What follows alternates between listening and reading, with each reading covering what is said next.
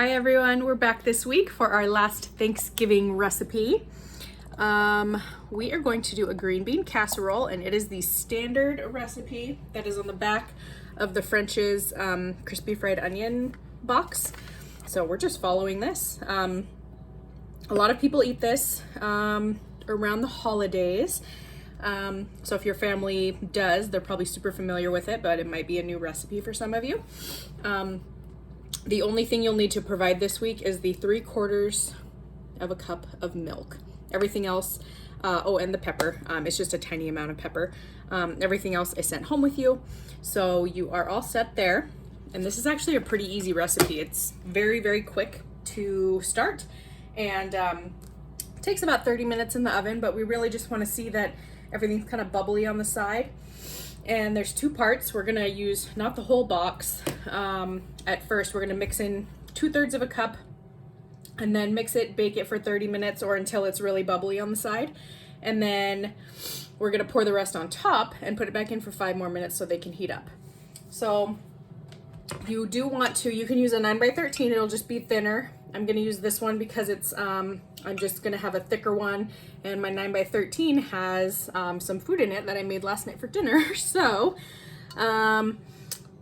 as you can see on the sides, I coated it really well with my nonstick spray because when we use the cream of mushroom soup, this can, whether you use Campbell's or Hannaford brand, it can get kind of sticky on the side of the dish. So make sure you spray your baking dish really well.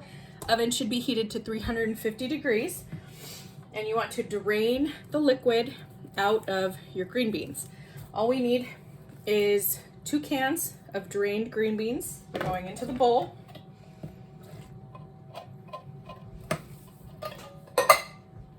And then what we're going to do is add in our cream of mushroom soup. So I'm gonna pop that top. You might be able to get away with getting most of it out like this, but sometimes with these cream soups, you have to scrape it. I did a pretty good job, I got most of it. And then my next step, I need to get some milk out of the fridge.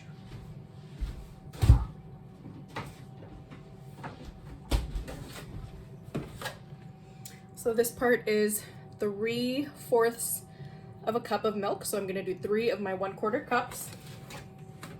Some people also just fill up the can, 3/4 of the way. It doesn't have to be a perfect science.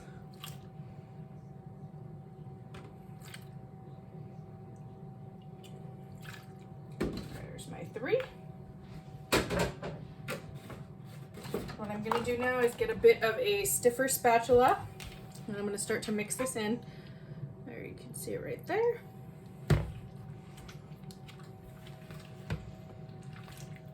Really all we're trying to do is just mix that soup up and make sure it's incorporated really well.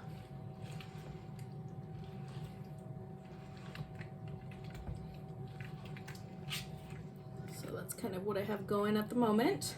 Now I'm going to add, you can use, the recipe calls for 1/8 of a teaspoon of black pepper. I'm going to do 1/4 of a teaspoon just because I like a little bit more. And woo, got a lot that came out there. There we go. So there's my pepper, you can see my 1/4. So again, if you don't like it to be super peppery or your family doesn't like that flavor, then stick with the 1/8 of a teaspoon. And now our last step, 2/3 of a cup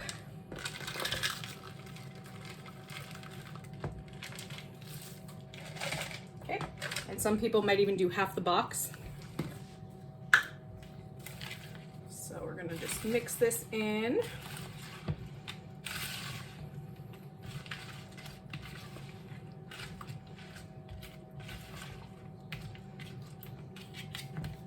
So now you can see my crispy fried onions are, there we go, they're incorporated into my mixture. Now this goes directly into my prepared dish. Show you the pour.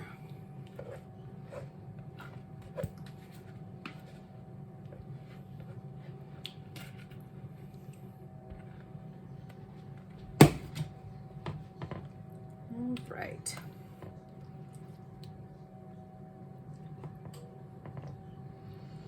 So I'm just spreading this out nice and evenly.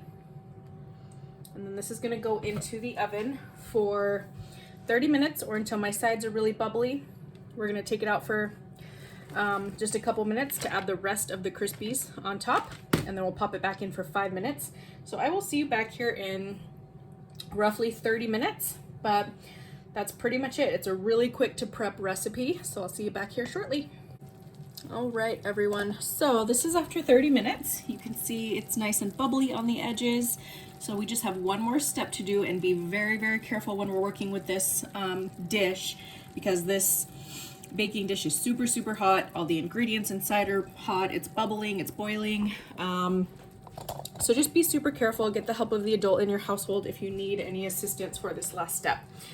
So now I'm gonna pour the rest of what's in the little box right on top.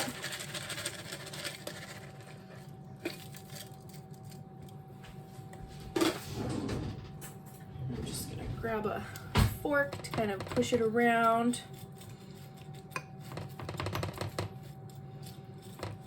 There we go.